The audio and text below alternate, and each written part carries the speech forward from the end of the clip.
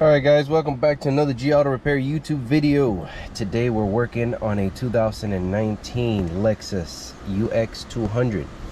And the complaint is the car only has about 70,000 miles, somewhere around there. I'll get a better picture of it here soon. The complaint is that it has a vehicle maintenance message coming up.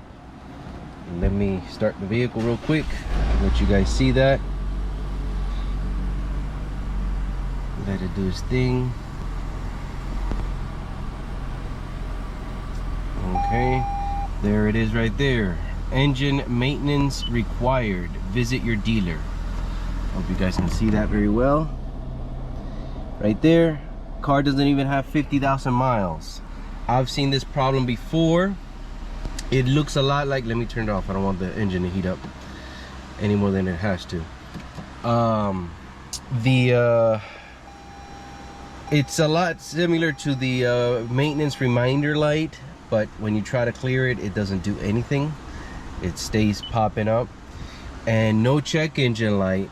However, if you read the codes through generic, it says no fault codes detected. However, if we were to go through the actual Toyota enhanced vehicle thing, enhanced OBD2, we can, oops, wrong one,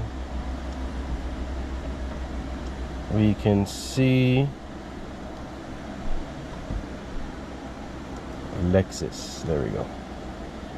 We can see, it's not the first time I see this, and this is across the board with Toyota vehicles as well. I've done these on Corollas and whatnot. All of a sudden that stupid message pops up and you can't clear it to save your life. So you're like, what the heck was going on? No check engine light, it doesn't come on or anything, but that message keeps popping up. Visit your dealer, whatever, blah blah blah, blue blue blue. And it kind of drives you crazy. And let me show you the code that it gives you.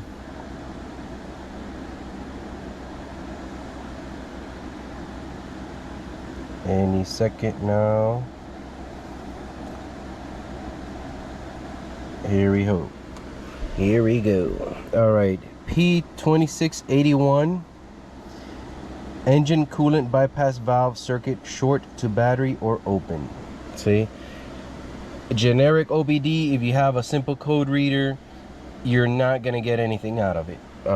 You have to go through the Toyota enhanced OBD2 in order to get this code. And basically what that is there's a little valve, and I'm going to show you guys how to fix this and where is it located. But there's a little water valve pretty much that goes to one of the heater hoses, and they tend to short internally and cause that problem. So give me a few minutes, let me go ahead and pop the hood, set it up, let the car cool down for a second, and then I'll show you exactly what it is. Okay, so we are back. As I said, I was going to show you where this valve is, and if you look right past these hoses right there where my light is flashing, that is the water bypass valve. It's an electrical valve. I got a new one here in my hand. Here is the part number right there. And basically this has an electrical connection in there. And if you look closely, I don't know how good this is going to show on the video, but right there, my light is kind of bright. It's probably going to be difficult for you guys to see, but there's like a little bit of crusty coolant right there. You can barely see it. Right there with a circle. Let me see if I can point it. Right there. As a matter of fact, let me see if I can disconnect the connector. Let's see if I can disconnect the connector. There we go. Sometimes inside you can see a little bit of of in the connection there. See, it's slightly wet there in the pins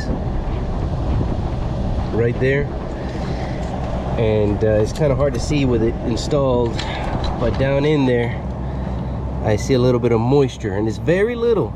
It's very subtle, very little, but that's enough to cause this problem. It leaks coolant internally and it shorts out, and then you get that problem. Very common problem. This is the second or third one I deal with. Here's the new one. It's held by a 12mm bolt, 2 quick connectors, and then the electrical pin connector here. You disconnect it, you put it back in, make sure the car is cool to the touch. It doesn't have any pressure, because if not, you will get burned.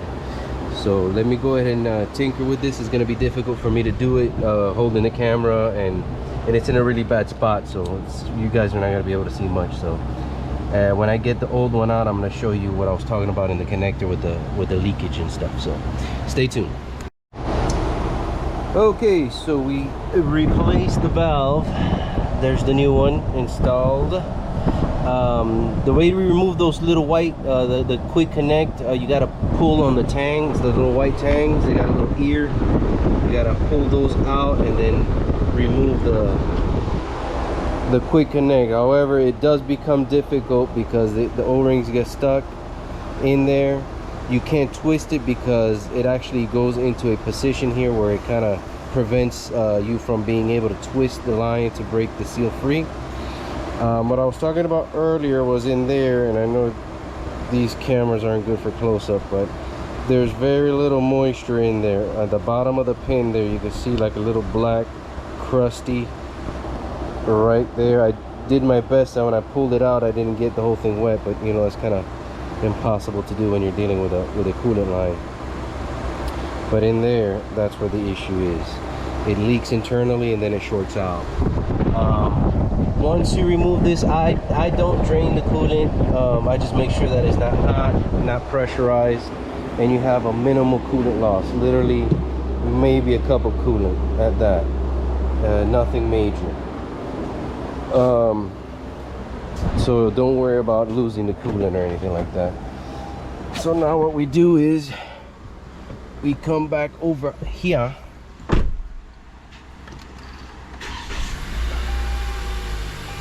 We turn on the vehicle. We'll go here. Make sure I don't get the car dirty. Okay, let me turn this off. Let's see if it changes. Confirm.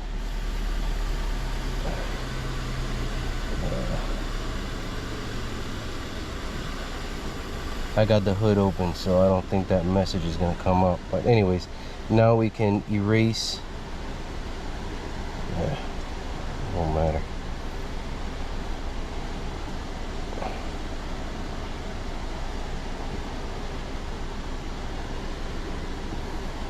And there we go. Reread. Beautiful. Let's turn off the car. Let's close the hood so that stupid thing will go away. All right. Yeah, because for some reason when the thing says that, the message doesn't come up for whatever reason. But after you turn on the car with everything closed, it would. Let's try that one more again.